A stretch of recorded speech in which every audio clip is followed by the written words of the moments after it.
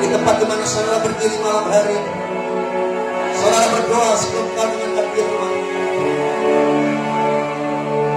Izinkan kuasa firman menerobosi kami. Izinkan firman yang datang mendewasakan engkau. Izinkan kami membuka hati kami. Oh, kami mengizinkan ya Tuhan, Engkau memperbesar kapasitas roh kami. Roh para siapa? Haleluya. Mari datang dengan roh yang berkobar-kobar, dengan roh yang bergairah. Siapa rada siapa? Pastikan haus dan lapar akan firman. Oh, pastikan rohmu haus dan lapar akan firman. Siapa? Haleluya. Kau yang terutama. Haleluya.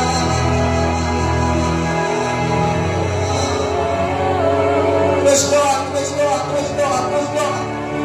Terus doa, terus doa, terus doa. Oh, ini saatnya kami makan, ini saatnya kami menikmati makanan roh kami. Ini saatnya kami dikenyangkan. Ini saatnya kami didewasakan. Oh, kami mau sambut makanan rohani kami.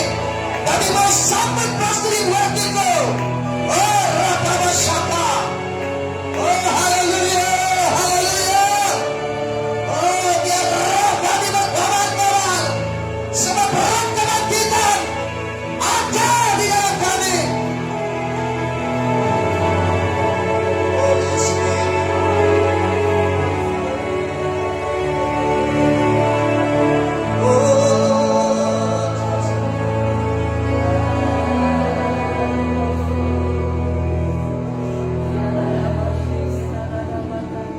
Praise God, Jesus.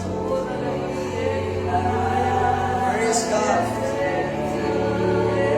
Praise God, Jesus. Praise God, Jesus. Dan pekerjaan firman dan roh menerobos setiap kami. Kami percaya Engkau Allah yang perkasa itu sementara bekerja di dalam kami. Oh, haleluya, haleluya. Biar realita firman, realita hadiratmu bekerja kuat di tempat ini. Menerobosi kami, menerobosi jiwa kami, menerobosi tubuh kami. Sebab firman itu kami nanti-nantikan. Firman itu kami nanti-nantikan. Holy Spirit, Holy Spirit. Oh, Ralabasyaka, Ralabayaka.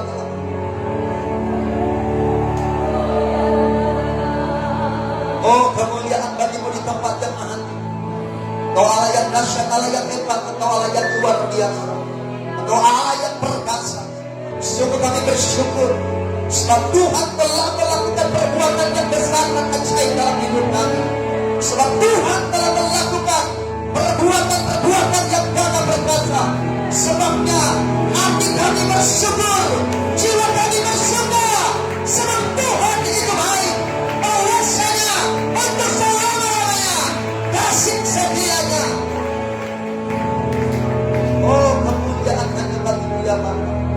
Saatnya kami akan mendengarkan firman. Pakai hamba-Mu. Aku percaya hanya dengan pertolongan Roh Kudus, hanya dengan kasih karunia Allah, dengan pengurapan-Mu, Ku dapat membentangkan firman ini di hadapan jemaat, dari ujung kepala sampai ujung kaki, baik organ dalam tubuh maupun anggota tubuh luar kami semua diproteksi oleh Tuhan. Kami baik adanya, sebagaimana roh dan jiwa kami baik adanya, maka tubuh kami pun baik adanya. Kami mau sambut firman-Mu dengan mengucap syukur demi nama Yesus. Semua yang bersuka cita sama-sama katakan amin. Silakan duduk.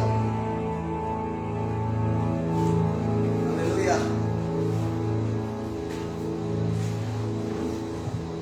Selamat malam buat kita semuanya. Shalom. Shalom. Apa kabar saudara-saudara? Dahsyat luar biasa. Amin. Ya. Kurang lebih hampir 2 minggu saya tidak bersama-sama dengan saudara di tempat ini, dan tentu saya sangat merindukan saudara. Sebab ada kurang lebih hampir 2 minggu saya bersama dengan Bapak Dion ada pelayanan di daerah Pagimana, Lubuk, Sulawesi Tengah. Dan sungguh kami bersyukur Tuhan mempercayakan kita satu pelayanan yang kecil tetapi bisa memperlengkapi banyak gereja-gereja besar yang ada di atau pelayanan-pelayanan yang Tuhan pakai juga luar biasa di daerah Sulawesi Tengah. Sungguh ini sebuah kehormatan bagi kita, bilang kehormatan.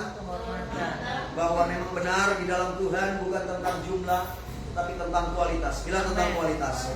Oke. Nah, selama beberapa minggu kami di sana, selama beberapa waktu kami ada di sana, saya dipercayakan beberapa kali untuk memimpin ibadah kebaktian pembangunan rohani dan juga beberapa kali ibadah di sebuah gereja lokal yang ada di sana. Dan karena memang itu momen Paskah dan momen Jumat Agung dan juga kebaktian, jadi memang saya banyak bicara tentang kebangkitan, saya bicara tentang kematian Kristus. Nah, tapi pada malam hari ini apa yang saya ingin bagikan kepada saudara adalah sesuatu yang tidak saya bagikan selama saya ada di sana. Jadi memang ini untuk saudara, bilang untuk saya. Untuk saya. Haleluya. Sebab begini, kalau saudara baca flyer yang saya bagikan ini, saya beri judul itu mengalami kuasa kebangkitan. Kenapa?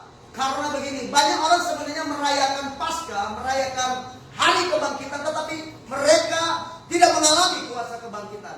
Sebab seringkali begini, seringkali umat Tuhan, bahkan mungkin itu saudara dan saya, seringkali tidak memperhatikan apa yang Yesus katakan, dan kita lebih sibuk memikirkan apa yang kita pikirkan. Sekali lagi, seringkali saudara dan saya, umat Tuhan, tidak memperhatikan apa yang Yesus katakan, tidak memperhatikan firman yang dilepaskan, dan saudara dan saya lebih sibuk memikirkan dan menginginkan apa yang kita pikirkan dan inginkan, sementara Tuhan mau terus bergerak. Bila Tuhan mau terus bergerak. Jadi malam hari ini saya mau bicara kepada saudara, ada sebuah narasi di dalam Alkitab. Ini sebuah cerita yang terjadi kurang lebih pada hari yang ketiga sesudah Yesus mati. Jadi pada hari yang ketiga minggu pertama, pada hari yang ketiga, pada hari pertama di minggu yang berjalan. Kalau hari yang ketiga sesudah Yesus mati, hari apa ya? Minggu. Hari Minggu. Yesus mati kan? Jumat. Makanya kita memperingati Jumat Agung. Oke, mari kita lihat dari Lukas pasal 24 ayat 13. Kita akan baca semua ayat ini, tapi untuk saat ini kita akan baca dulu Lukas pasal 24 ayat 13 sampai ayat 16. Saudara yang mengikuti ibadah ini lewat Facebook, lewat page KYK, saudara bisa sama-sama membaca Alkitab. Lukas pasal 24 ayat 13 sampai ayat 16. Oke. Lukas pasal 24, kalau saudara dapat katakan yes. Oke, mari saya jemput saudara bangkit berdiri.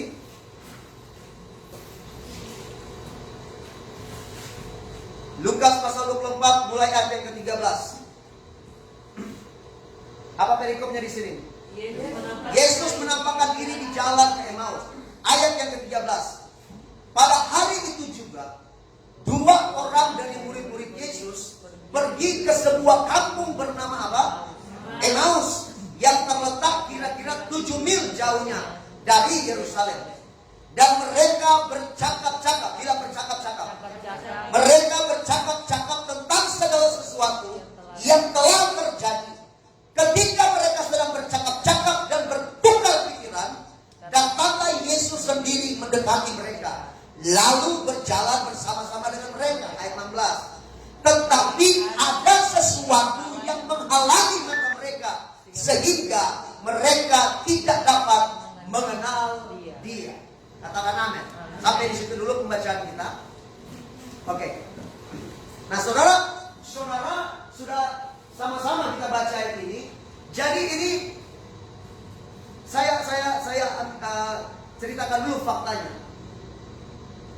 Pada hari yang ketiga sesudah kematian Yesus, pada saat dia bangkit, Alkitab mencatat ada 2 orang, bilang 2 orang. Ada 2 orang murid. Jadi ini murid, bilang murid. Ini bukan jemaat biasa, tetapi ini murid, bilang murid. Saudara muridnya atau bukan? Murid. Bilang saya murid. Saya murid. Bilang saya murid. Saya Oke, murid. saudara murid. Nah, jadi ada 2 orang murid yang dalam perjalanan kembali ke daerah mereka kemana itu? Emmaus. Bilang Emmaus. Emmaus. Jadi perjalanan mereka dari Yerusalem menuju ke Emmaus itu kurang lebih 7 mil. 1 mil berapa kilo itu? Ada yang tahu nggak? 1 mil berapa kilo? 1,5 atau 1,6. Ya. Jadi 1 mil. Jadi ya saudara nanti jumlahkan saja berapa. Kalau dia 7 mil itu berapa kilo? Ya kurang lebih 12, 13 atau 14 kilo, kurang lebih seperti itu. Jadi mereka dalam perjalanan menuju ke Emmaus, tetapi ini yang Alkitab catat. Dalam perjalanan mereka ke Emmaus, mereka lagi bertukar pikiran. Bilang bertukar pikiran. Mereka lagi bercakap-cakap. Bilang bercakap-cakap. Saudara tahu, murid-murid pada saat Yesus mati dalam keadaan struggle, dalam keadaan stres, dalam keadaan tertekan, dalam keadaan sedih. Makanya Alkitab mencatat, kalau saudara pelajari, murid-murid ini terpencar, tercerai-berai. Ada yang ke utara, ada yang ke selatan. Mereka tidak lagi satu. Bilang tidak lagi satu. Tidak lagi satu. Apa yang membuat mereka tidak lagi satu? Karena Yesus mati. Ada sebuah fakta yang mereka temukan, bahwa pemimpin mereka mati. Satu pribadi yang mereka harapkan, mereka mendapati dia disalib dan dia mati. Alkitab mencatat, ada yang ke Emmaus, ada yang nggak tahu kemana, ada yang tetap di Yerusalem, ada Petrus bahkan bersama dengan murid yang lain kembali ke habitat mereka yang sebelumnya. Itu kadang kalau saya temukan seperti realita orang percaya ketika kehilangan pemimpin, seperti induk, seperti ayam kehilangan induknya. Haleluya. Haleluya. Mereka mendapati bahwa Yesus yang mereka anggap Mesias itu, yang mereka percaya sebagai Mesias, mereka mendapati sebuah realita.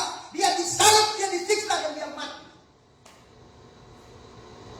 Dan ini membuat beberapa dari murid-murid kemudian para murid tercerai-berai.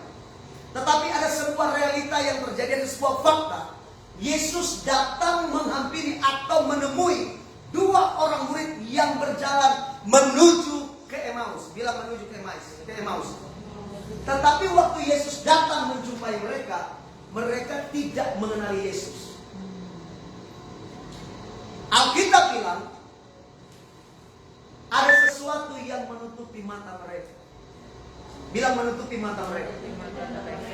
Pastikan roh saudara bergairah. Haleluya. Ada sesuatu yang menutupi mata mereka, sehingga mereka tidak dapat mengenal Yesus. Saya mungkin bisa lama tidak berjumpa dengan saudara. 2 tahun, 3 tahun, 5 tahun, 6 tahun, 7 tahun, 10 tahun. Saya percaya saudara masih tetap dapat mengenali saya. Tapi Alkitab mencatat, mereka belum lama ditinggalkan oleh Yesus. Yesus belum lama mati.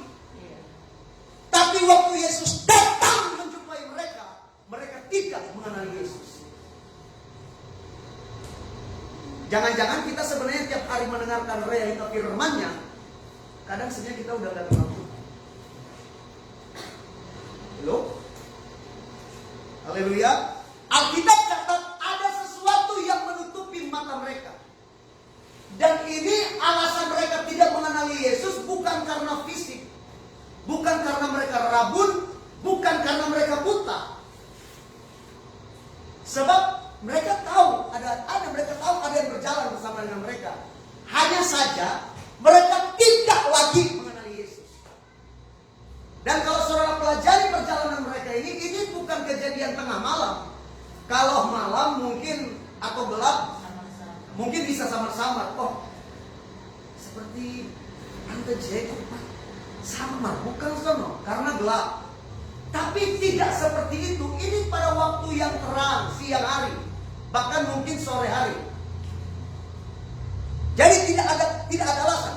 Tafsiran yang lain berkata, mereka tidak lagi mengenali Yesus Karena Yesus datang dengan tubuh kebangkitan. Mungkin agak beda, tapi nanti kita akan pelajari sama-sama, ya. Mereka datang, waktu Yesus datang mereka tidak lagi mengenali Yesus karena Yesus datang dengan tubuh kebangkitan. Oke. Tapi coba saudara lihat ayat yang ke-17. Coba lihat. Ayat 17. Lukas 24 ayat 17. Dapat? Yesus berkata kepada mereka. Baca sama-sama. Apakah yang kamu percakapkan sementara kamu berjalan? Maka berhentilah mereka dengan muka murah. Yesus berkata kepada mereka, apakah yang kamu percakapkan sementara kamu berjalan? Maka berhentilah mereka dengan apa? Dengan muka yang muram. Jadi Yesus tanya, kalian lagi mempercakapkan apa? Jadi kalau saya bertanya kepada saudara, alasan saudara mempercakapkan sesuatu itu apa? Kalau saudara lagi kumpul-kumpul, lagi jalan, saudara mempercakapkan sesuatu, alasannya apa?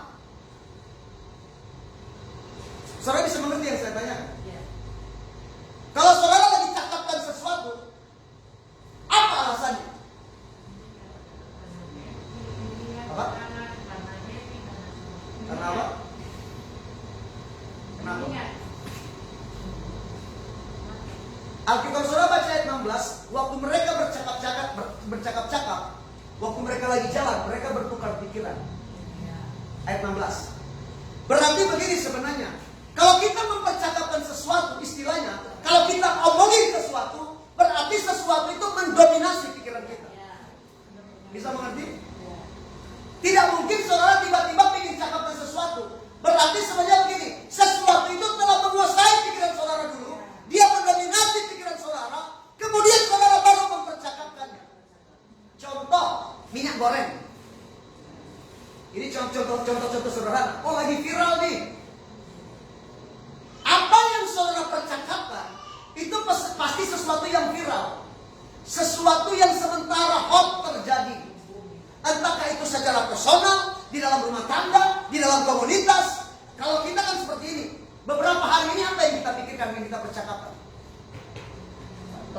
Pak Tony, almarhum, yang sudah mendahului kita. Itu yang ada di pikiran kita. Itu yang jadi konsentrasi kita. Itu yang sementara kita diskusikan. Sama dengan para murid. Ada sebuah peristiwa yang terjadi. Dan itu mendominasi pikiran mereka tentang Yesus yang disalib dan mati. Makanya Yesus tanya kepada mereka, lu lagi bicara apa? Kalian lagi ngomongin apa? Alkitab mencatat, bilang Alkitab mencatat, waktu Yesus bertanya kepada mereka, apa yang kalian sementara percakapkan? Alkitab mencatat di ayat 17, maka berhentilah mereka dengan apa? Dengan muka yang muram. Nah ini dia.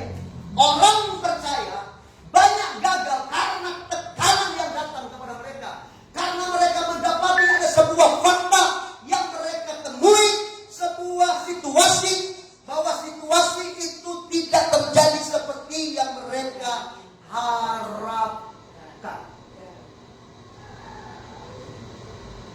Alkitab bilang muka mereka muram.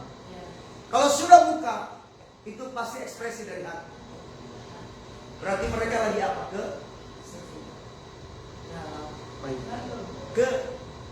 Kecewa. Mereka kecewa. Mereka frustasi. Mereka mendapati, dia yang kita pikirnya, yang bisa selamatkan orang, mati dia. Kehilangan arah. Sama ketika saudara mendapati sebuah situasi, ternyata Pak Mei ini anak seperti yang kita harapkan. Kecewa, bilang kecewa. Pak Bola bilang enggak. Amin. Oh dulu ya. Ibu Ola ini kok ternyata. Ini Ibu Vita kok ini Mam Devi kok Tante Jane kok nggak seperti yang kita pikirkan. seperti yang kita harapkan. Kita ada berharap memang tidak terjadi seperti yang kita harapkan. Alkitab bilang muka mereka muram. Berarti kalau sudah muka itu terpancar dari apa? Hati. Terpancar dari apa? Dari hati. Oke. Ayat yang ke-18 sampai ayat yang ke-19.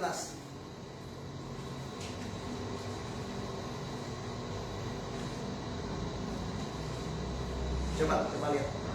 Sudah dapat? Lukas ayat 18. Ayat 18. Lukas 24 ayat 18. Oke.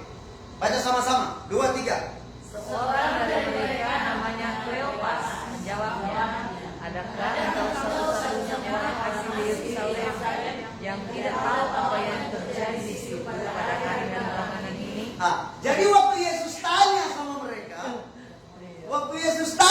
mereka, apa yang kalian percakapan? Mereka berhenti dengan muka muram. Terus mereka bilang seperti ini, adakah engkau satu-satunya orang asing di Yerusalem yang tidak tahu apa yang terjadi hari-hari belakangan ini? Sama mereka mau bilang begini, mungkin cuma Anas yang tahu apa yang sebentar terjadi. Ya kan seperti sama kalian orang seperti itu. Orang pikir orang ini nggak tahu, orangnya tahu. Bahkan mungkin dia pelakunya. Betul nggak? Haleluya. Ayat 19 bilang begini. Lanjut. Orang mau baca itu perikop ini. Ayat 19 dari Lukas tadi 24. Bilang. Katanya kepada mereka. Waduh, coba ini. Apa itu? Apakah itu? Jawab mereka, apa yang terjadi dengan Yesus orang Nazaret? Dia adalah seorang nabi yang berkuasa dalam pekerjaan dan perkataan di hadapan Allah dan di depan seluruh bangsa ini. Stop dulu sampai di sini. Menurut saudara, apa alasan mereka tidak mengenal Yesus waktu dia datang? Apa? Oke, ada yang lain?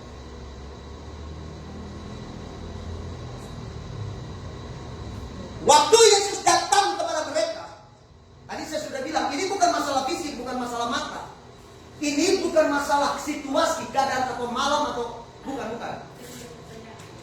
Apa? Ketidakpercayaan. Semua datang. Anda yang mau ke sana itu. Ketidakpercayaan itu ada. Ayat 19, kuncinya di ayat 19 tadi. Coba. Baca baik-baik. Coba baca baik-baik. Saya adalah tipe pembicara yang ingin ajak saudara berpikir.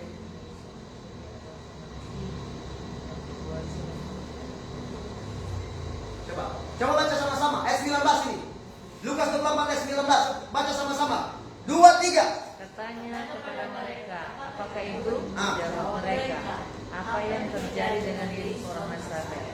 Dia adalah seorang nabi yang berkuasa dalam pekerjaan dan perkataan di hadapan Allah dan di depan seluruh bangsa. Dapat nggak kunci? Dapat nggak rahasia? Alasan utama mereka tidak mengenali Yesus karena mereka salah menempatkan Yesus pada porsi. Katanya kepada mereka, kalau saudara nanti baca kitab Markus, katanya kepada mereka, apakah itu? Jawab mereka, apa yang terjadi dengan Yesus orang Nazaret? Dia adalah, hello, saya ulang, dia adalah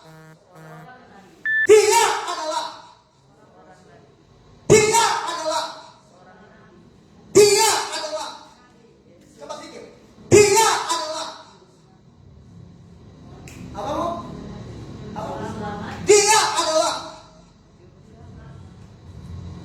Dia adalah Tuhan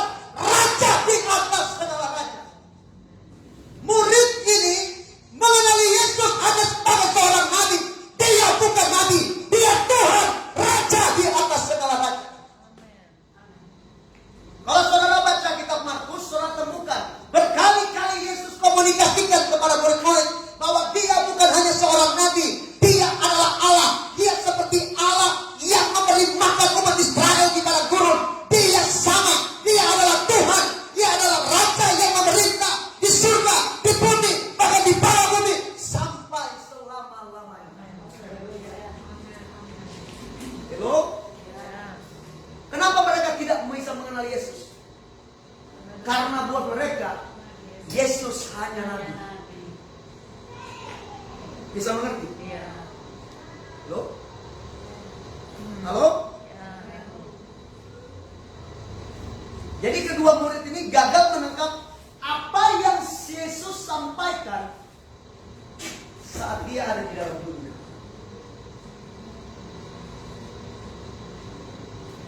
Mari.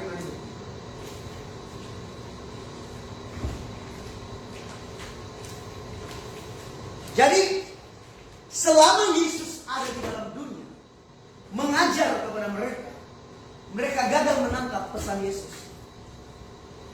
Kalau saudara salah menempatkan Kristus dalam hidup saudara tidak akan mengenal Dia. Ya. Katakan haleluya. Haleluya. Haleluya. Haleluya. Haleluya. Haleluya. Jadi ini isunya masalah apa ini? Pengenalan. Pengenalan. Saudara mengenal Dia? Haleluya. Saya selalu bilang ulang-ulang. Kalau saudara ikuti teaching yang selalu saya bawakan, sebenarnya kuncinya cuma dua. Kalau diperas, saya selalu banyak bicara tentang kerajaan Allah atau kerajaan sorga, dan saya selalu banyak bicara tentang rajanya. Siapa itu? Yesus. Jadi isunya intisari dari semua pengajaran yang dilepaskan dari rumah ini, dari tempat ini, itu selalu membawa kita kepada pengenalan akan Tuhan. Katakan amin. Amin. Haleluya. Kalau saudara gagal mengidentifikasi Tuhan sebagai Raja di atas segala raja, maka saudara akan gagal mengalami kuasa kebangkitan. Saudara hanya mengikuti, hanya melewati, hanya merayakan ibadah kebangkitan ataupun ibadah Paskah ataupun Jumat Agung, tapi kita, saudara dan saya, tidak pernah sebenarnya mengalami kuasa kebangkitan. Dan kalau kita gagal mengenal Tuhan, saudara hanya sebenarnya orang yang merayakan Paskah, merayakan kebangkitan dan Jumat Agung dengan spirit agamawi. Itu perayaan tanpa makna yang sebenarnya tidak menerobos di hidup saudara. Kenapa? Karena kita tidak mengenal Dia.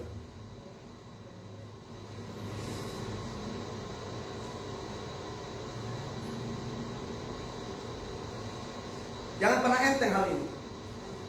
Jangan pernah enteng bicara tentang kuasa kebangkitan.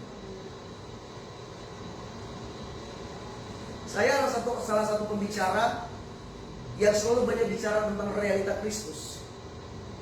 Bicara tentang pengenalan akan Kristus. Dia telah berdiam di dalam kita. Tapi kalau saudara tidak mengalami kuasa kebangkitannya, saudara tidak akan mengenal Dia yang telah berdiam di dalam kita. Filipi pasal 3 ayat 10.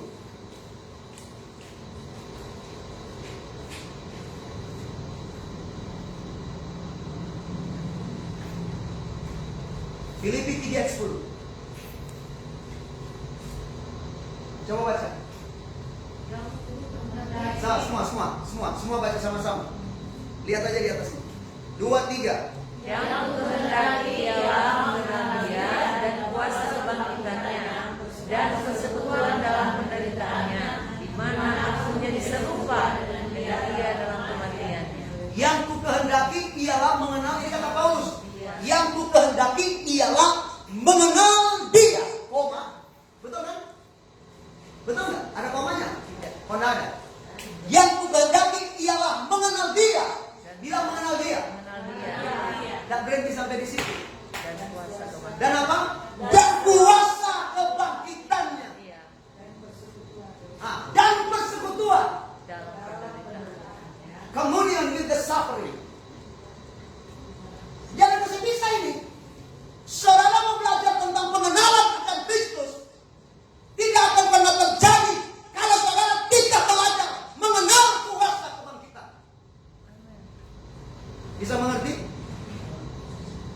Makanya Paulus berulang-ulang kali bilang di 1 Korintus pasal 5 atau 15 surat cari di Alkitab saudara. Paulus bilang begini, jika Yesus itu nggak bangkit, percuma pemberitaanku dan percuma juga kepercayaanmu. Siapa yang bicara di Kolose pasal 1 ayat 27 tentang rahasia yang tersimpan berabad-abad itu? Siapa yang bicara? Siapa yang bicara? Kolose 1 ayat 27. Coba baca. Kolose 1 ayat 27.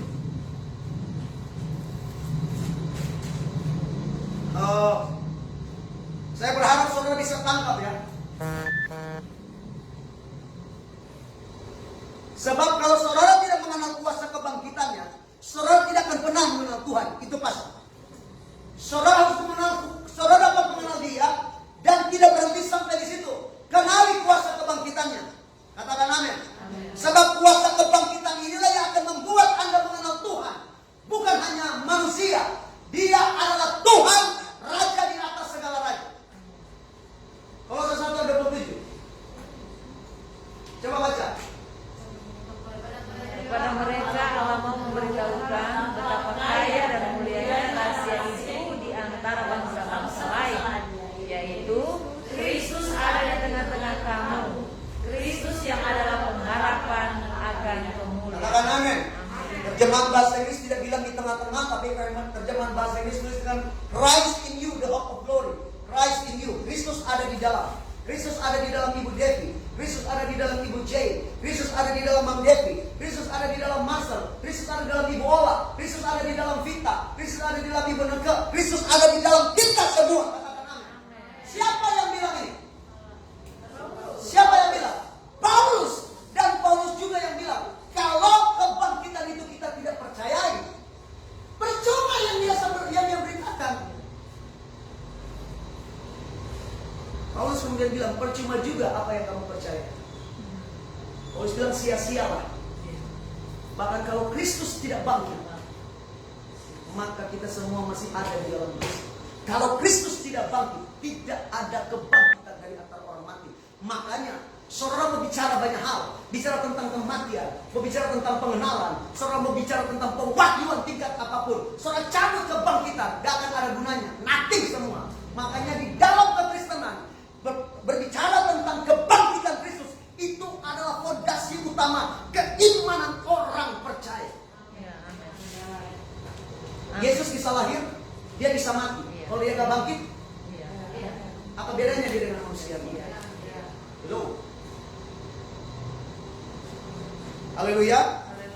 Haleluya. Berikan tepuk tangan yang paling meriah bagi Allah kita. Apa yang membuat murid-murid ini kemudian tidak dapat mengenali Yesus lebih lagi? Bukan hanya karena mereka mengenal Dia atau mengidentifikasi Dia hanya sebagai seorang nabi. Tetapi begini, kalau saudara perhatikan, ada sebuah kekecewaan. Bilang kekecewaan. Katakan kekecewaan. Seringkali kita terfokus kepada peristiwa-peristiwa kontemporer yang terjadi di sekeliling kita.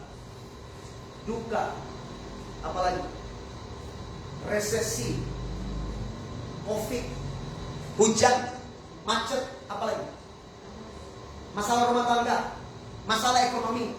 Itu semua sementara. Bilang sementara. Bilang sementara. Tapi kalau mau jujur, kadang fokus kita kepada yang sementara. Hello? Ada sebuah peristiwa sementara yang terjadi. Yesus mati, dia disalib, dia mati. Tapi murid-muridnya ini kemudian melihat fakta itu. Mereka menjadi muram karena mereka kecewa. Bilang kecewa. Haleluya. Haleluya. Haleluya. Haleluya. Haleluya. Coba baca Lukas 24 ayat 18 sampai 19 tadi. Lukas 24 ayat 18 sampai 19.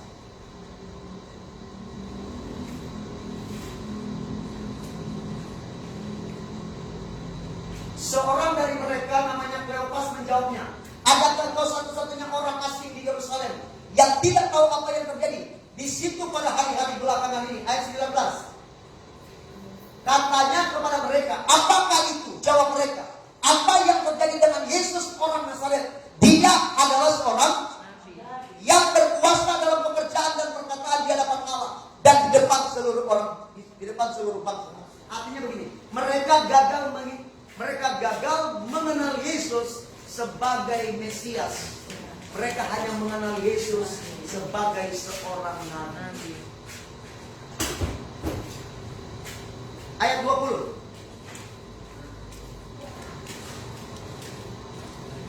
Ayat 20. Baca sama-sama. Tetapi Ini yang mereka ceritakan. dan Tetapi imam-imam kepala dan pemimpin-pemimpin kami telah menyerahkan dia untuk dihukum mati dan mereka telah menyalibkannya. Ayat 21.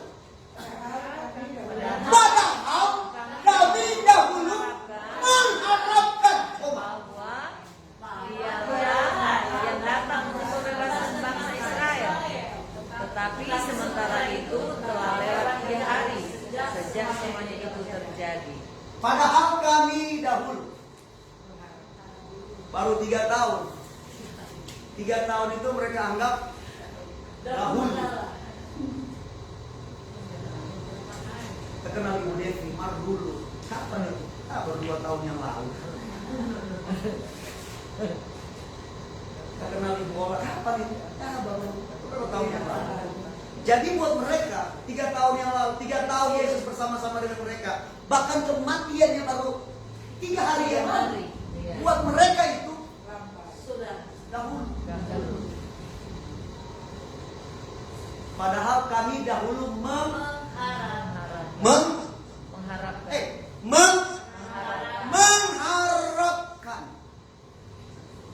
Apa itu? Ya, apa itu? Bentuk apa itu? Kekecewaan. Kita gabung di PK ini. Padahal dulu kita pikir Ada no?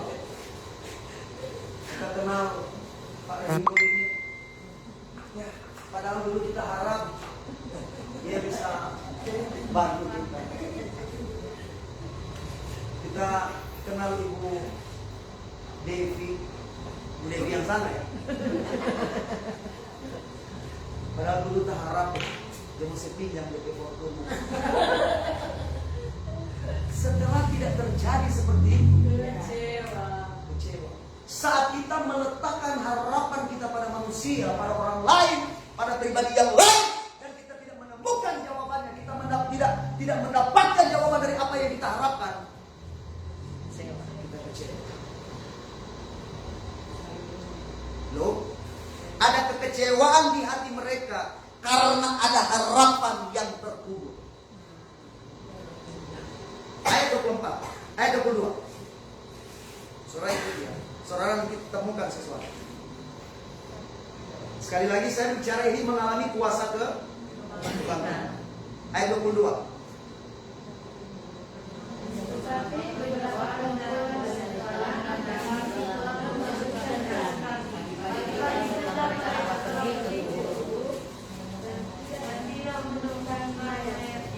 Terus ayat 23 apa?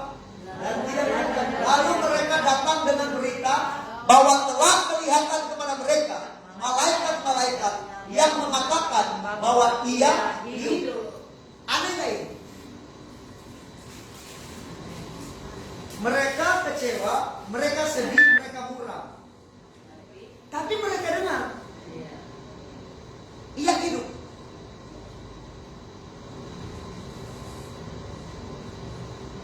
Mereka kecewa, mereka mendapati sebuah realita, Yesus mati. Tapi mereka dengar kabar, mereka dengar berita, ia hidup. Menurut saudara aneh nggak ini? Aneh nggak ini? Dengar baik-baik.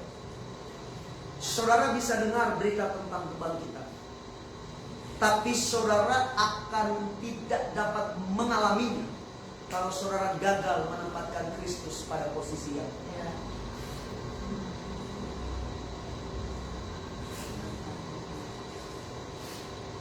Saudara mengerti nggak ya saya sampaikan ini? Kalau nggak mengerti saya ulang ya. Saudara bisa dengar berita tentang kebangkitan, saudara bisa dengar tentang firman apapun, tapi kalau saudara gagal menempatkan Kristus pada posisi yang tepat, saudara tidak dapat mengenali. Saudara tidak akan mengalami kuasa firman itu sendiri. Katakan haleluya. Haleluya. Haleluya. Dengar baik-baik. Kalau saudara gagal mengenali Yesus, Anda tidak akan pernah bertumbuh percaya. Anda bisa jadi orang Kristen bertahun-tahun, saudara even ikut KKR model macam bagaimanapun, saudara bisa ikut pembicara model apapun. Saya bilang di daerah bagaimana, karena sebelum kami datang ada pembicara dari luar negeri yang datang. Saudara, saya sampaikan kepada saudara-saudara yang ada di bagaimana, saudara bisa dengan pengkhotbah dari manapun, kalau saudara tidak mengenal Kristus, saudara tidak akan pernah bertumbuh. Itu pasti. Saudara tetap akan stuck di sana. Kekristenan saudara hanyalah agama yang mematikan. Kenapa? Tidak ada pertumbuhan.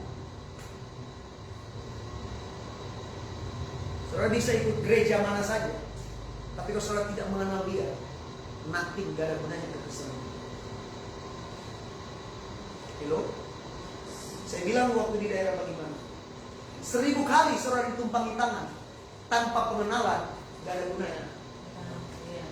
Saudara merebah, bangun, rebah, bangun, rebah, bangun, rebah, bangun, sampai detek berkhotbah, tumpangin saudara tangan. Kalau saudara tidak berfokus pada pengenalan akan Tuhan, nothing, gak ada gunanya. Hello? Haleluya. Haleluya. Haleluya. Haleluya.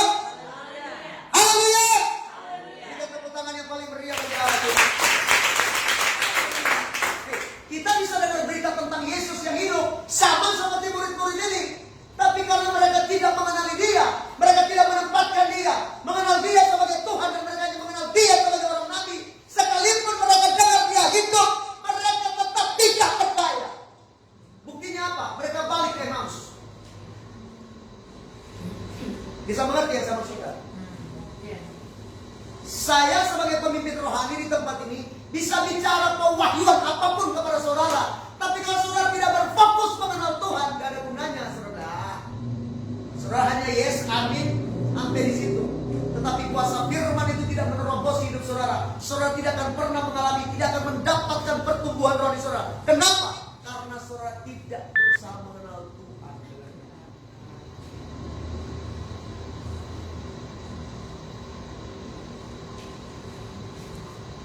Nah, mari kita sama-sama akan lihat bagaimana kita belajar untuk menyingkapkan mata yang buta. Bilang mata yang buta. Mata yang buta. Bilang mata saya tidak buta. Mata saya tidak buta. Amin. Secara fisik dia, tapi banyak mata kita buta rohani. Kita melewati hari kebangkitan hanya formalitas agama. Makanya kemarin waktu saya hari Senin sama tanya, menurut saudara Paskah itu apa? Sebab kalau kita tidak mengalami kuasa kebangkitan, kita hanya orang Kristen yang merayakan Paskah cari telur. Orang Kristen suka cari telur dan dapatkan ayat di situ. Betul kan? Kita suka baca ayat yang ada di telur Paskah, tapi yang Alkitab tidak membaca. Bilang saya itu. Oh. Kita suka rayakan Paskah, kemudian kalau dibagi-bagi ayat, itu sama dengan Natal, Tahun Baru. Nanti para pemimpin gembala bilang, maju ke depan, mau dibagi-bagi ayat. Terus saudara, wah ini Tuhan bicara. Tiap hari Tuhan bicara kepada saudara. Tapi karena paradigma saudara, paradigma agama, saudara pikir Tuhan bicara waktu Paskah saja. Nanti pada Tahun Baru saja, pada Natal saja. Dan saudara menanti-nantikan ayat apa ini yang saudara mendapat. Kemudian saudara posting lagi.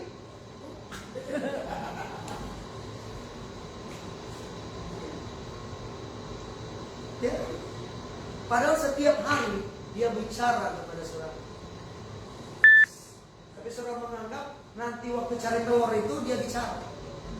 Nah lucunya, anak-anak generasi kita raih pikiran mereka, pasca itu liburan kali telur. Kacau.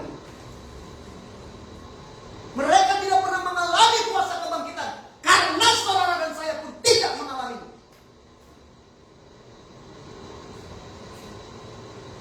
Ayat 25 dan 26. Mari kita belajar. Singkapkan mata yang buta itu dari kuasa kebangkitan. Baca. Lalu ia berkata kepada mereka, hai kamu orang bodoh, betapa lambannya hatimu, sehingga kamu tidak percaya segala sesuatu yang telah dikatakan para nabi. Ini tentu merujuk kepada Nabi Yesaya. Ayat 26. Bukankah Mesias harus menderita semuanya itu? Menderita apa ini? Semuanya itu ini apa ini? Salib. Salib. Untuk masuk ke dalam kemuliaannya. Ayat 25. Balik ulang ke atas.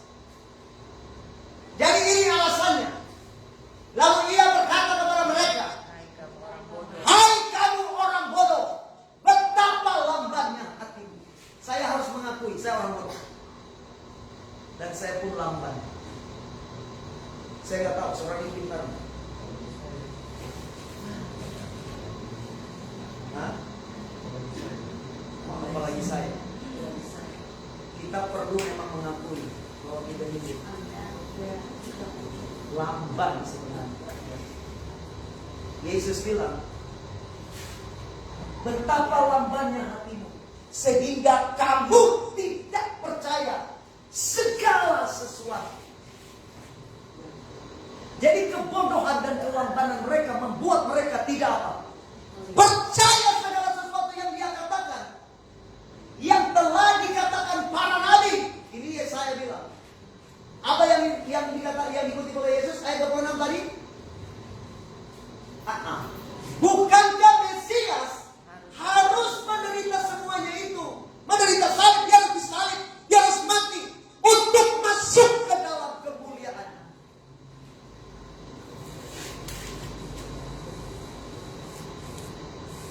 Apa yang membuat mereka tidak percaya? Pengalaman mereka. Pengalaman penderitaan yang mereka lihat. Pengalaman yang mereka lihat Yesus mati. Itu mereka lupa bahwa Yesus bilang memang dia harus menderita baru dia dimuliakan. Itu telah disampaikan oleh Yesaya. Nanti sudah belajar dulu. Bahwa Mesias memang harus menderita baru kemudian dipermuliakan. Haleluya. Haleluya. Haleluya.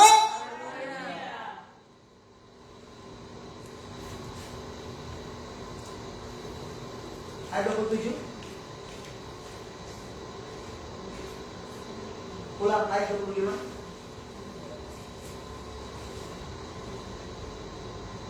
Realita yang mereka dapati membuat mereka lupa apa yang Yesus katakan kepada mereka. Apa yang firman Allah katakan kepada mereka. Ayat 25. Undur dulu ke atas. Lalu ia berkata kepada mereka, hai kamu orang bodoh, betapa lambannya hatimu, sehingga kamu tidak percaya segala sesuatu. Bilang segala sesuatu. Bilang segala sesuatu yang dikatakan kepadamu. Saya mau tanya kepada saudara. Tolong perhatikan di sini. Apa yang Yesus katakan kepada saudara?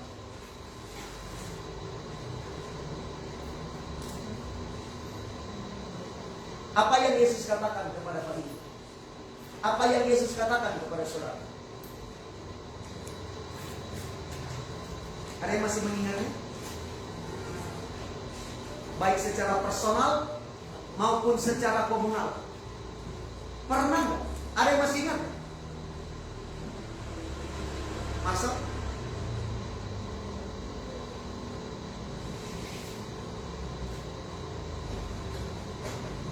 Hai kamu orang bodoh, betapa lambannya hatimu, sehingga kamu tidak percaya segala sesuatu yang telah dikatakan para nabi. Apa yang Tuhan katakan kepada saudara? Bilang saya tidak ingat. Dia bilang, saya tidak ingat. Kenapa saudara tidak mengingat? Kenapa? Banyak. Kenapa kita tidak mengingatnya? Karena memang kita tidak menganggapnya berharga.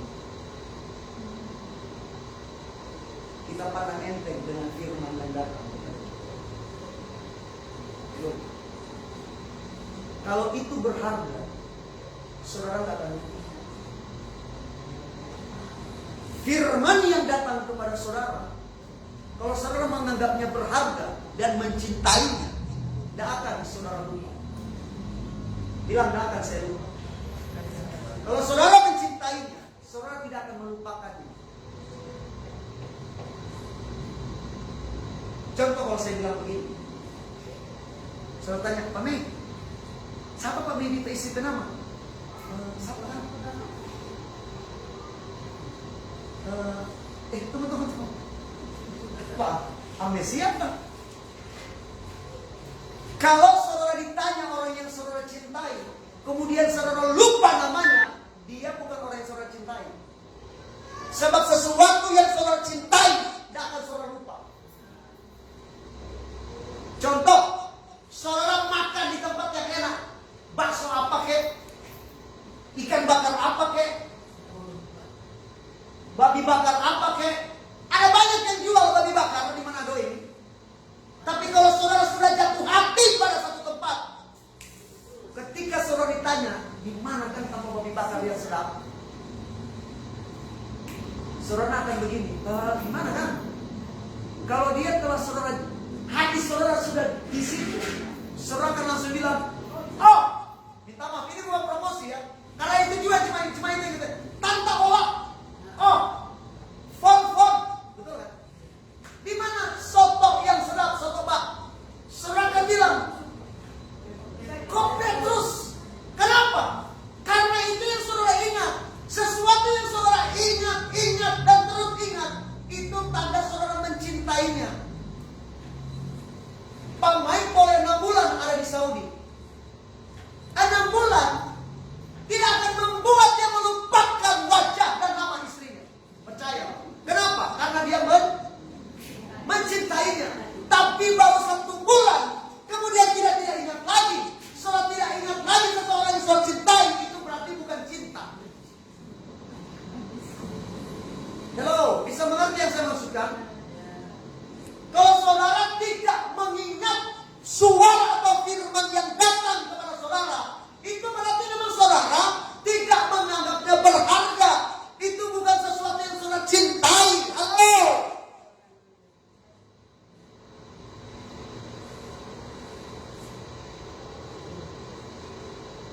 Saya tidak bilang yang saudara hafal ya. Saya tidak bilang firman yang saudara hafal, itu lain case.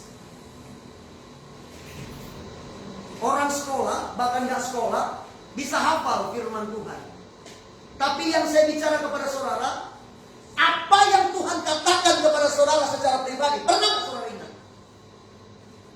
Baik secara personal dalam waktu doa saudara, bahkan waktu firman dibentangkan di rumah ini.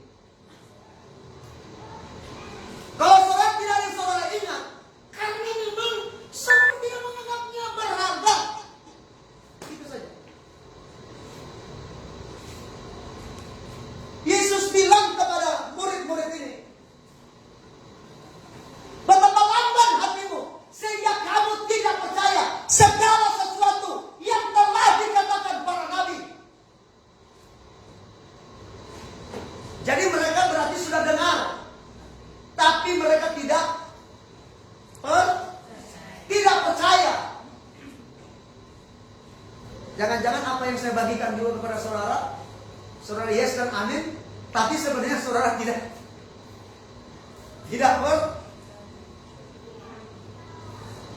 Oh haleluya. Mereka tidak mengenalnya karena mereka tidak percaya. Ini prinsip yang harus saudara mengerti. Kita memang perlu mengakui dan bertobat bahwa kadang-kadang bahkan sering kita menganggap remeh firman Tuhan yang datang kepada kita. Saya dan saudara memang perlu bertobat. Bilang bertobat. Karena apa? Kebodohan dan kelambanan hati kita. Sebab begini, kita hanya mau dengar apa yang mau kita dengar, tapi kita nggak mau dengar apa yang memang Tuhan mau bicarakan kepada kita. Kita hanya mau menerima sesuatu yang enak buat kita, tapi firman yang mendewasakan, oh tunggu dulu. Mar bilang nggak ada di sini. Kalau kita seperti itu, kita tidak akan pernah berjalan lebih jauh dalam perjalanan rohani kita. Haleluya. Haleluya. Memang 2 minggu ini saya merenungkan ini. Apa yang harus disampaikan kepada saudara dan kepada kita semua yang ada di dalam. Tapi bilang puji Tuhan. Bilang puji Tuhan. Ayat 27. Ayat 27.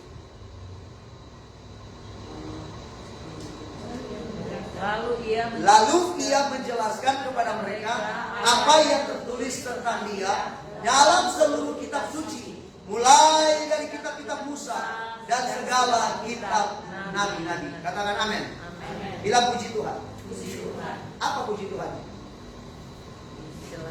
Lalu ia menjelaskan. Bersyukurlah Tuhan kita, Tuhan yang mau menjelaskan. Kalau saudara belum mengerti apa yang dia sampaikan, tolong tanya. Minta penjelasan. Karena dia pribadi yang menunggu saudara untuk mau menjelaskan. Ia Pernah nggak dengar ayat ini? Mintalah, maka akan diberikan kepada. Bilang minta. Nah, kita orang percaya selalu berpikir minta ini hanya sesuatu yang materi. Kata minta di situ bahasa Inggrisnya tulis dengan kata ask. Ask itu apa? Apa? Tanya. Saya tidak bilang saudara mau sisir kiri atau kanan itu yang saudara tanya, bukan itu. Tapi firman yang datang kepada saudara, kalau saudara tidak mengerti, tanya. Sebab dia bukan Allah yang mati, dia Allah yang hidup. Tanya. Kalau saudara bertanya, dia pasti menjelaskan kepada saudara. Pernah nggak saudara tanya? Halo? Haleluya. Nah, coba saudara baca ayat 28.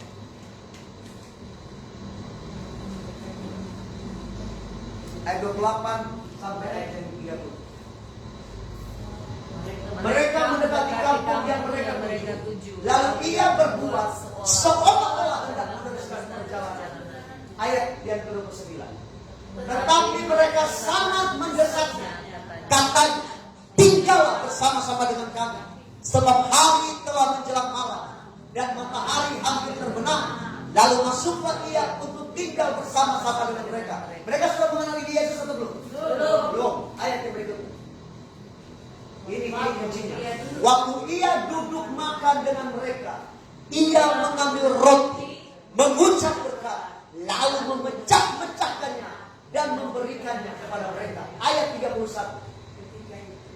Ketika itu terbuka, bilang terbuka. Terbukalah mata mereka dan mereka pun mengenal dia. Tetapi ia lenyap dari kanan tentang mereka. Kapan mereka mengenal dia? Waktu mereka komunion. Apa ini? Perjamuan. Jadi waktu dia bicara, waktu dia mempraktekkan, waktu mereka ada di dalam perjamuan, mereka kemudian tahu, terbukalah mata mereka. Kenapa? Karena ini pernah dia lakukan sebelumnya. Sebelum dia disalib, dia telah melakukannya. Itulah sebenarnya sebuah pernyataan bahwa memang dia akan disalib, tubuhnya lah yang akan dipecah-pecahkan. Katakan amin. Amin. Waktu mereka mau percaya itu, mata mereka terbuka. Haleluya. Haleluya. Saat mereka percaya dia mati, maka mereka pun mengenali. Dengar ini baik-baik. Kalau kita tidak percaya kepada apa yang dia sampaikan, saudara akan sulit untuk mengerti. Haleluya. Haleluya. Saya tadi sudah bilang, kuasa kebangkitan adalah fondasi utama dari kekristenan kita. Tanpa kuasa kebangkitan tidak ada gunanya kekristenan kita. Sebab kuasa kebangkitan bukan hanya berbicara tentang kuasa yang membangkitkan Yesus, tetapi juga kuasa yang sama itu, roh yang membangkitkan Yesus itu juga telah berdiam di dalam kita. Katakan amin. Itu berarti saudara dan saya punya potensi untuk juga mengalami kebangkitan. Amin. Katakan amin. Haleluya. Haleluya. Roh yang bergerak di dalam Kristus, yang membangkitkan Yesus dari orang mati, roh yang samalah yang bekerja juga di dalam kita. Makanya Paulus katakan bahwa roh yang dianugerahkan kepada kita bukan roh yang takut, tapi roh apa? Keberanian. Yang membangkitkan keberanian. Roh yang di dalam kita bukan roh yang takut, berarti roh yang berani, yang membangkitkan kekuatan, kasih, dan ketertiban. Katakan amin. Katakan amin. Kenapa saudara tidak perlu takut? Coba, kenapa saudara tidak perlu takut? Dia ada di dalam. Kan dibilang, roh yang di dalam kita bukan roh yang penakut. Berarti lawan dari takut apa? Berani. Kenapa saudara mesti berani? Yang pertama, karena kasih yang sempurna telah berdiam di dalam kita. Kita telah menerima kasih yang sempurna. Katakan amin. Katakan amin. Pernah nggak saudara lihat orang jatuh cinta takut?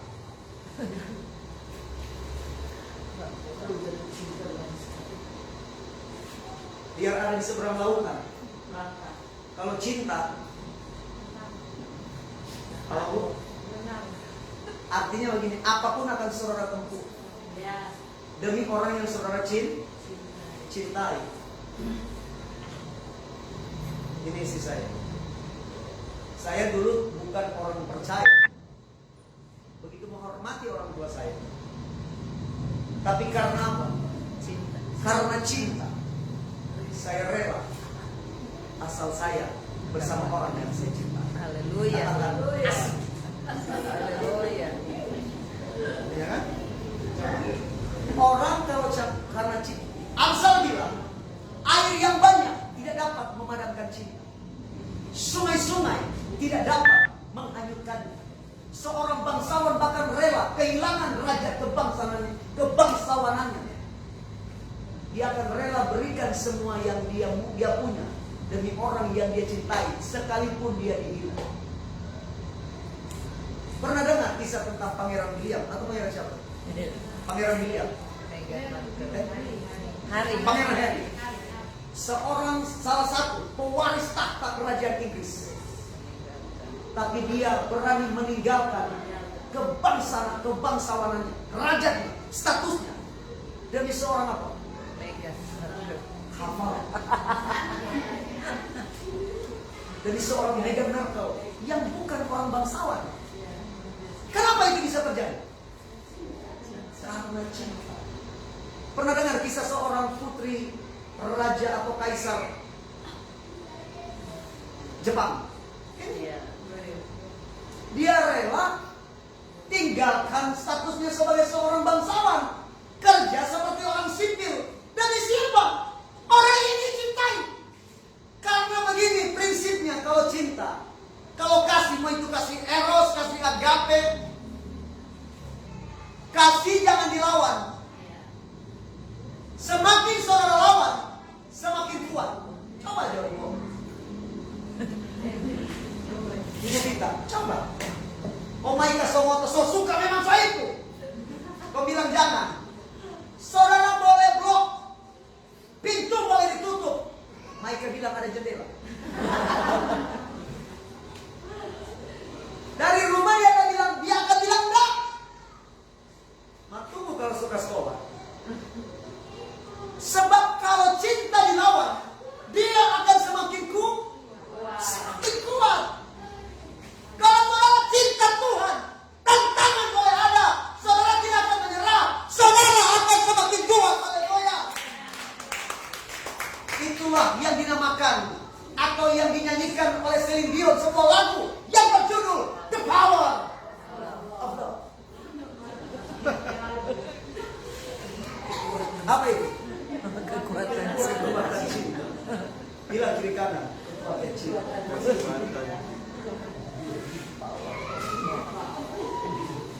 Apa yang membuat Ibu Mary kemudian memilih Pak Rini? Apa? Cinta. Apel itu cuma caranya, tapi dasarnya karena apa? Cinta.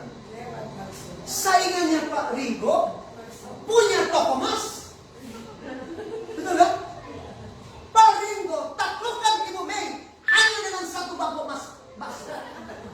Bayangkan. Tapi apa yang meluluhkan hatimu? Love. Ada banyak yang menginginkan Ibu Devi Karol, tapi hanya satu pribadi yang mendapatkan hatimu. Itu karena cinta.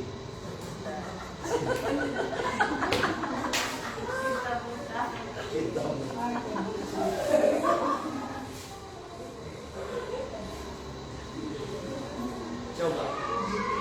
Ada banyak yang menginginkan Ibu. Ayo. Tapi hanya seorang laki-laki tampan yang ada di daerahku yang mendapatkan hatinya. Ibu Ayu rela meninggalkan kehidupannya, bahkan meninggalkan agamanya. Hanya karena apa itu? Cinta.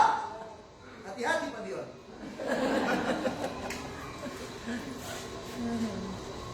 Coba. Cinta semakin saudara hambat, semakin saudara lawan, dia akan semakin kuat.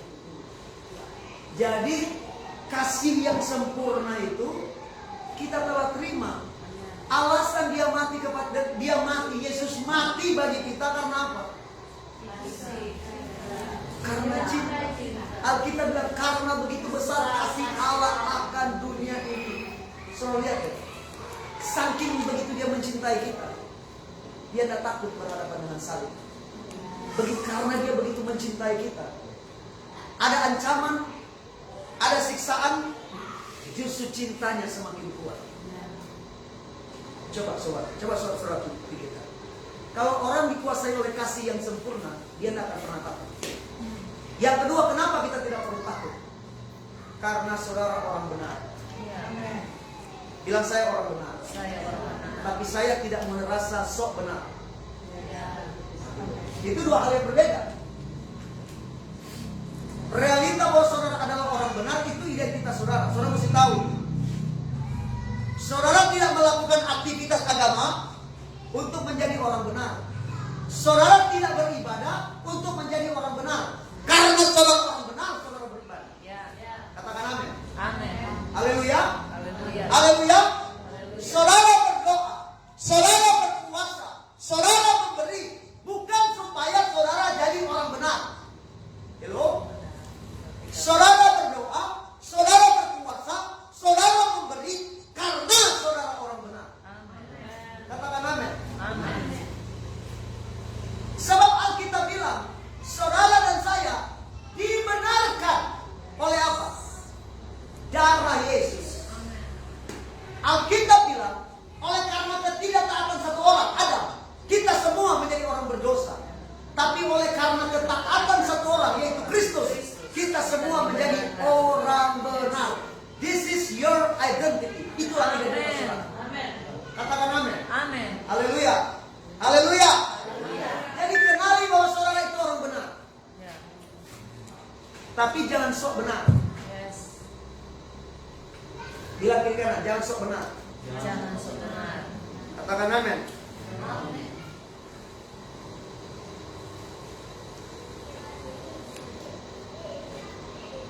Saya tiba-tiba ingat, sedikit lagi saya selesai. Saya tiba-tiba ingat satu ayat.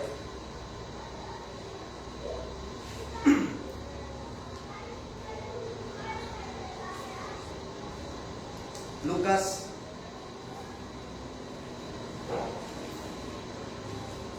sudah mau selesai.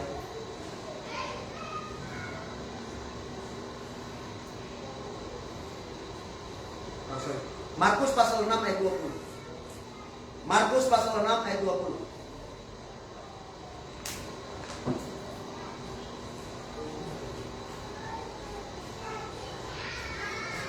Coba baca. Sebab Herodes segan akan Yohanes karena ia tahu bahwa Yohanes adalah orang yang bersuci. Jadi ia melindunginya. Tetapi apabila ia mendengarkan Yohanes, ia selalu bakal bingung. Namun ia merasa senang juga mendengarkan dia. Katakan amin. Siapa yang merasa segan kepada Yohanes? Siapa di Herodes? Raja. Tapi hanya Yohanes yang berani tegur Herodes. Halo? Orang kalau benar itu orang segan. Betul kan? Ya. Jadi kalau saudara dihormati dan disegani orang, itu karena saudara orang benar. Amin. Kalau saudara hidup tidak benar, orang pandai enteng. Betul kan? Apa yang membuat orang segan sama ibu Allah? Apa? Karena orang kalau tidak benar, orang pandai enteng. Saudara mungkin tidak punya uang yang banyak, tapi kalau saudara benar, orang akan hormati saudara. Ya. Katakan amin. Katakan amin. Amin. Kalau saudara punya kekuasaan, sebenarnya orang bukan segan kepada saudara, orang takut. Karena saudara punya kekuasaan. Takut dan segan itu beda. Takut itu datang dari kekuasaan yang saudara pegang. Tapi rasa hormat dan segan itu datang dari dalam saudara. Kalau saudara tidak lagi punya kekuasaan, contoh uang, jabatan, dan harta, kalau itu sudah ada, orang tidak pakai. Tapi kalau itu ada, orang apa? Orang masih takut. Dia bukan hormat, dia takut. Tapi kalau saudara orang benar, saudara tinggal dalam kebenaran. Saudara mungkin tidak punya jabatan yang tinggi, saudara mungkin tidak punya uang yang berlimpah, bahkan kalau saudara mungkin minus. Tapi kalau saudara orang benar, hidup di dalam kebenaran, hormat dan segan dari orang itu datang bukan karena apa yang ada di luar saudara, tapi datang dari dalam saudara. Katakan amin. Itulah nilai. Itulah value. Haleluya. Haleluya. Haleluya. Berikan tepuk tangan yang paling meriah bagi Allah. Jadi bilang saya tidak takut lagi. Saya tidak mau lama-lama di situ. Dan itu hal yang berbeda. Tapi prinsipnya begini, kebangkitan Kristus itu adalah sesuatu yang sangat foundational bagi kita. Kalau kita tidak mengalami itu, kita bisa bicara apapun, tapi kalau kita tidak percaya kuasa kebangkitan, maka kekristenan kita nothing, gak akan kemana-mana. Sebab kuasa kebangkitan itulah yang akan menolong kita semakin mengenal Kristus lebih dalam lagi. Yang percaya katakan amin. Yang percaya katakan amin. Jangan melewati hari kebangkitan, memaknainya dengan campuran filosofi dunia ini. Kita kan suka kan share Happy Easter. Bilang Happy Easter. Tahu Easter itu? Jangan selalu bilang itu tetangga itu Easter. Karena itu teman. Easter. Itu datang dari apa ya? Nama satu dewi kesuburan. Astar. Dia punya dua gambar. Dia pegang telur, bilang telur. Dan kelinci. Tahu kelinci itu binatang paling apa? Paling apa? Paling apa? Kelinci. Paling apa? Baik setia.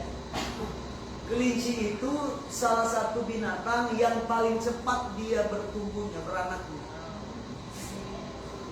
Jadi Easter itu diambil dari kata Astar, dewi kesuburan. Telur itu lambang kesuburan. Kelinci itu lambang binatang yang paling subur kalau dia beranak. Paling cepat. Ya. Nah, jangan kita punya paradigmanya happy Easter. Yang paling benar sebenarnya happy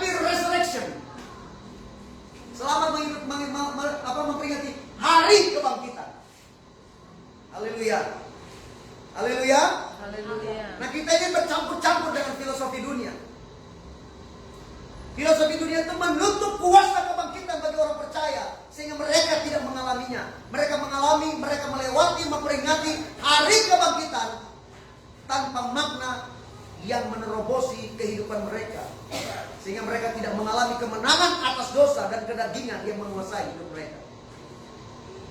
Sedikit lagi, ayat 32 dari Lukas pasal 24. Saya sudah mau selesai, 5 menit lagi.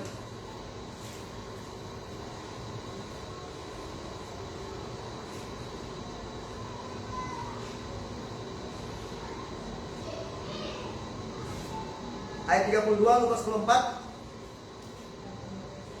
Kata mereka seorang kepada yang lain, bukankah hati kita berkobar-kobar ketika ia berbicara dengan kita di tengah jalan, dan ketika ia menerangkan kitab suci kepada kita? Ayat 33. Lalu bangunlah mereka dan terus kembali ke Yerusalem. Di situ mereka mendapati ke-11 murid itu, mereka sedang berkumpul bersama-sama dengan teman-teman mereka. Ayat 32 kali.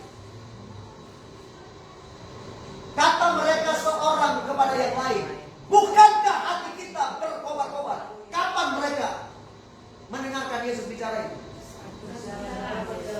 Sesudah Yesus apa? Sesudah Yesus bang. Kalau saudara mengalami kuasa kebangkitan, roh saudara nggak mungkin nggak berkobar. Kalau saudara masih terduduk diam, lesu, kaku, ada di dalam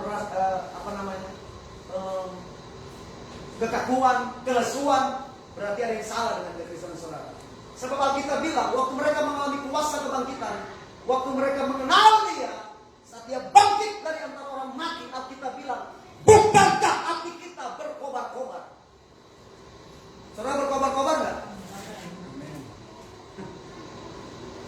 Haleluya. Lalu bangunlah mereka dan terus kembali ke Yerusalem. Ayat 33. Di situ mereka mendapati ke-11 murid itu. Mereka sedang berkumpul bersama-sama dengan teman-teman mereka. Jadi begini saudara, kalau sampai hari ini saudara tidak mengerti tentang kebangkitan Yesus, jangan diam, jangan pasif. Tolong doa, tolong datang kepada Tuhan. Bahkan kalau perlu, kita perlu mengakui dan bertobat bahwa memang kita ini bodoh dan lamban. Kita tidak mengenal kuasa kebangkitannya. Kita hanya memperingati tanpa pernah mengalami kuasa kebangkitan. Sebab itu izinkan Tuhan dan kuasa kebangkitan yang menerobosi hidup kita, sehingga Dia menerobosi kebekuan hati kita, sehingga roh kita yang beku itu kembali berkobar-kobar. Haleluya.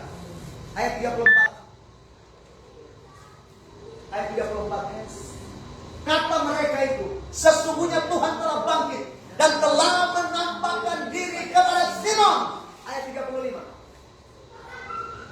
Lalu kedua orang itu pun menceritakan apa yang terjadi di tengah jalan dan bagaimana mereka mengenal Dia pada waktu Dia memecahkan roti. Katakan amin. Bila mereka menceritakan, apa yang mereka ceritakan? Tentang kebangkitan, tentang pengalaman mereka, ya, pengalaman. tentang apa yang mereka alami. Iya. Bicara menceritakan, ini bicara apa? Secara rohani begini, apa yang saudara alami harus saudara bagi. Secara rohani bagikan apa yang saudara alami. Alkitab bilang mereka apa? Memecah-mecahkan roti. Bilang memecah-mecahkan roti. Bersama-sama atau?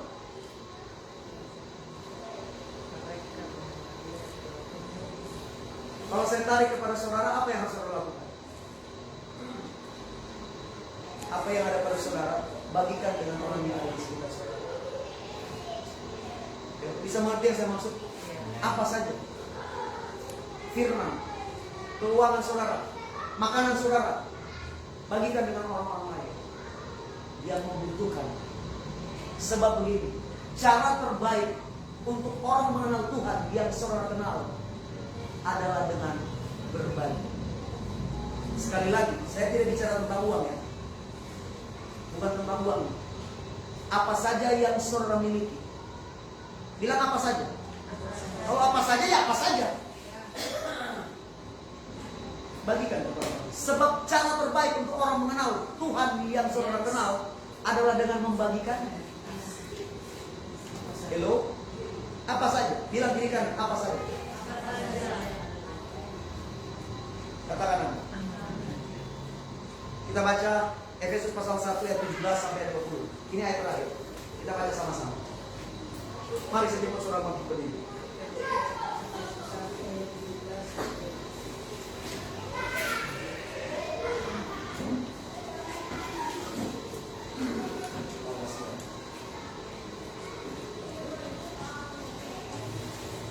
Kita baca sama-sama. Efesus pasal 1 ayat 17 sampai 20. Dan meminta kepada Allah Tuhan kita Yesus Kristus, yaitu Bapa yang mulia itu, supaya Dia memberikan kepada Bapa roh hikmat dan wahyu untuk mengenal Dia, dan supaya Dia menjadikan mata hatimu, katamu jadiku, dan supaya Dia menjadikan mata hatiku terang, agar aku mengerti pengharapan apakah yang terkandung dalam panggilannya. Ingat, ada sesuatu yang terkandung dalam panggilan Tuhan. Dan pada panggilan Tuhan ada dua hal yang dikandungnya, yaitu betapa kaya kemuliaan bagian yang ditentukan bagi orang-orang kudus, dan betapa hebat kuasanya bagi kita yang percaya, sesuai dengan kekuatan kuasanya yang dikerjakannya di dalam Kristus, dengan membangkitkan Dia dari antara orang mati dan mendudukkan Dia di sebelah kanannya di surga. Berikan tepuk tangan yang paling meriah. Saya berharap saudara tetap di tempat saudara. Arahkan hati saudara, izinkan Tuhan menjamah hati saudara. Saudara perlu bertobat, kita perlu sama-sama bertobat. Kita perlu mengakui bahwa kita ini bodoh, kita ini lambat. Bahwa selama ini sebenarnya mata hati kita nggak melihat dan mengalami kuasa itu karena kita tidak akan boleh mengenal Dia.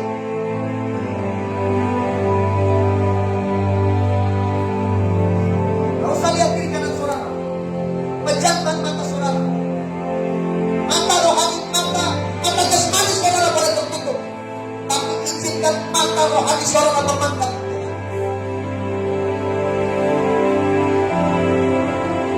Bapakku berdoa, biar kuasa kebangkitan menjadi bagian dalam setiap kehidupan jemaat. Setiap mata yang tertutup terbuka. Kami bertobat dari segala kebodohan. Kami bertobat dari kelambanan hati kami. Izinkan kuasa Roh Kudus itu. Izinkan kuasa Roh yang membangkitkan Yesus dari antara orang mati, membuat engkau dapat mengenal dan mengenal kuasa kebangkitan. Oh Rama Masaka, oh Rama Masaka adalah mereka.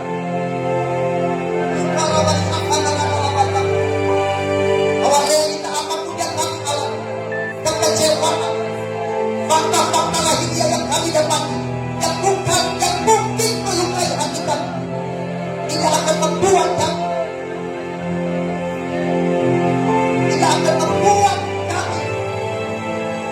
berhenti untuk tetap percaya bahwa jika Yesus mati dan dibangkitkan, maka kami pun percaya kami dapat mengalami kuasa kebangkitan itu. Kami mau mengenal Engkau lebih lagi, dan kami mau mengenal kuasa kebangkitan itu apa. Oh, Bapak, aku berdoa kepada setiap mereka yang mengangkat tangan di hadapan. Kepada mereka lah kuasa-Mu dinyatakan. Kepada mereka lah kuasa kebangkitan itu dialami. Di dalam nama Yesus. Di dalam nama Yesus. Di dalam nama Yesus.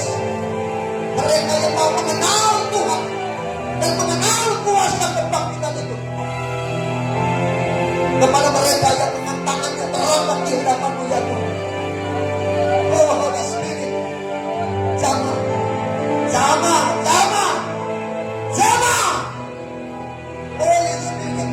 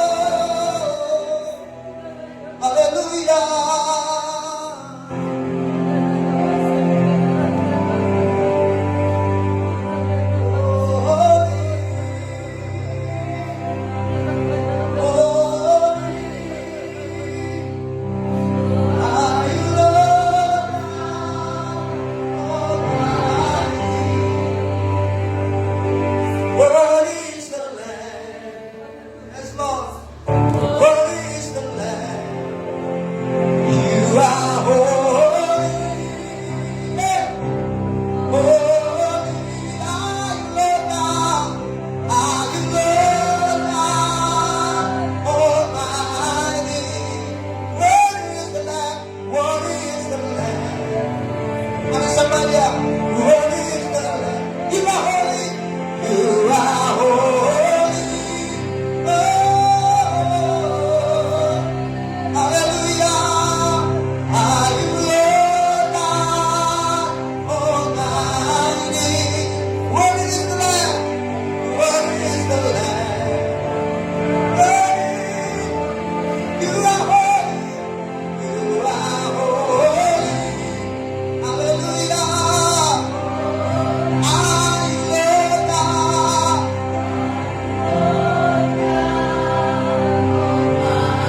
Worthy is the Lamb. Hallelujah. Come on, worship Him.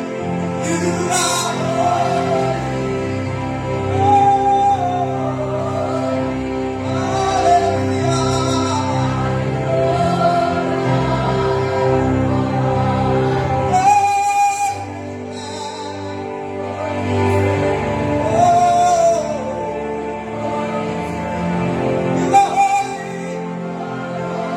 pastikan ragu terbawa